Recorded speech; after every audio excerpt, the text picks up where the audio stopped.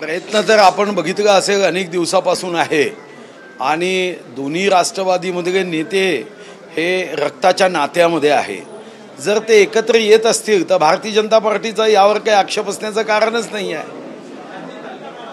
माननीय अजितदादा आज महायुतीमध्ये आहे, ते एकत्र येऊन महायुतीचा भाग होणार असेल तर मला वाटतं प्रश्न उपस्थित होत नाही। महाराष्ट्राच्या प्रगतीमध्ये, महाराष्ट्राच्या उन्नतीमध्ये आणि $1 ट्रिलियन इकॉनॉमी करण्यामध्ये जर आम्ही सर्वच जण एकत्रित येऊन काम करत असू तर यामध्ये मला वाटतं की महाराष्ट्राचं हितच आहे। यामध्ये महाराष्ट्र हा वेगाने निश्चितपणे प्रगतीच्या मार्गावर जाऊ शकतो।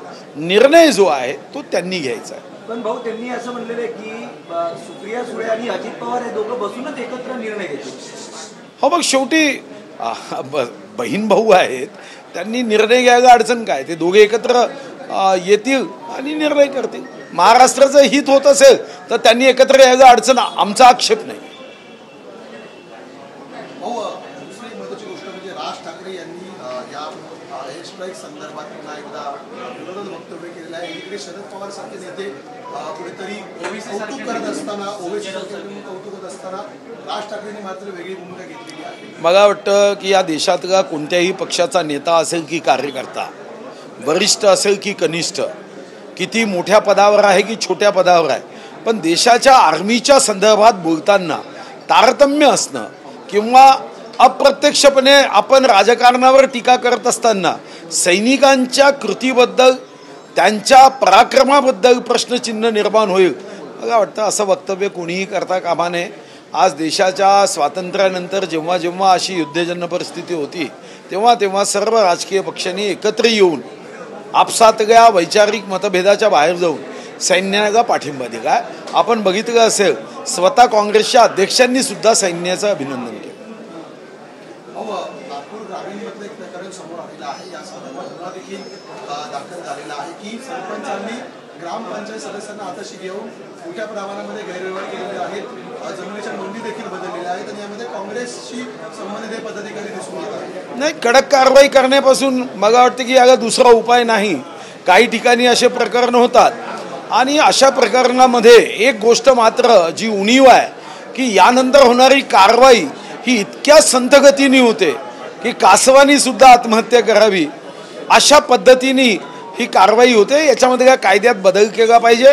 जेव्हा या ठिकाणी कमिशनरकडे केस जाते 2-2 वर्ष निकाल लागत नाही आणि यातून मात्र या प्रवृत्तीला अप्रत्यक्षपणे खतपाणी घातलं जातं। मी पुढच्या अधिवेशनामध्ये या संदर्भात एक कायदा प्रस्तावित केला आहे की अशा गोष्टींचे निर्णय हे विदिन 3 मंथ 90 दिवसात झाले पाहिजे, तर मग कोणाचं धाडस होणार नाही।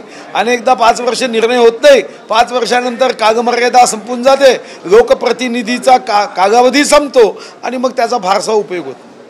अंबादास दानवे असं म्हणत आहेत की अतिरेकी हल्ले जे तुम्ही केलेले आहेत अतिरेक्यांच्या अड्ड्यांवरती, ते अतिरेकी संपवले पाहिजेत, युद्ध करण्याची गरज नाही। ठीक आहे, आता ही भूमिका जगाने मांडली आहे, अमेरिकेने तीच भूमिका मांडली। युद्धाची आवश्यकता कोणीही म्हटली नाही आहे, पण जे अतिरेकी आहे, जे आतंकवादी आहे, जे दहशतवादी आहे, जे सैतानाला गाजवेल असं काम करतात, जे हैवानी वृत्तीचे आहे, अशांना संपवलंच पाहिजे। ते तर ईश्वरीय कार्य आहे, ते पुण्याचं कार्य आहे, हे भगवद्गीतेमध्येही सांगितलं। नाही, मला वाटतं की कोणी कोणाचा बाप घेऊन जात नाही, फक्त काही लोकांना रोज जो ताप होतो ना आणि त्यांच्या बोलण्यानी इतरांना ताप होतो ते थांबलं पाहिजे, बाकी कोणी कोणाचा बाप नेत नाही। अल कायदाने धमकी देण्यात आलेली आहे की जे ऑपरेशन सिंदूर भारताने राबवलंय त्याचा बदला घेण्यात येईल। भाजप सज्ज असेल किंवा केंद्र सरकार आणि राज्य सरकार सज्ज आहेत का? नाही, निश्चितपणे सज्ज आहे आणि अल कायद्याची या धमकीला आमच्या देशाची आर्मी असेल, आमच्या देशाचा जवान असेल, खरं तर या देशाच्या आर्मीचं जगामध्ये वैशिष्ट्य आहे की जर कोणी म्हटलं की मग मौत से नहीं डरता, एक तर तो खोटं बोलताय किंवा तो या देशाच्या आमच्या आर्मीचा जवान आहे आणि आमच्या आर्मीचा जवान हे कभी मौत से नहीं डरता असा जवान आहे। अशा धमक्यांना तर तो जमिनीत गाडेल। भाऊ, कंधार विमानतळ विमान अपहरण प्रकरणातला जो मास्टर माइंड आहे तो पण या भारताच्या हल्ल्यामध्ये मारला गेल्याची बातमी आहे। निश्चितपणे चांगली घटना आहे ना। या पृथ्वीवर एक पाप कमी होत असेल, या पृथ्वीवरचा एक आतंकवादी कमी होत असेल, या मनुष्याच्या वस्तीतला हैवान कमी होत असेल तर आनंदच आहे.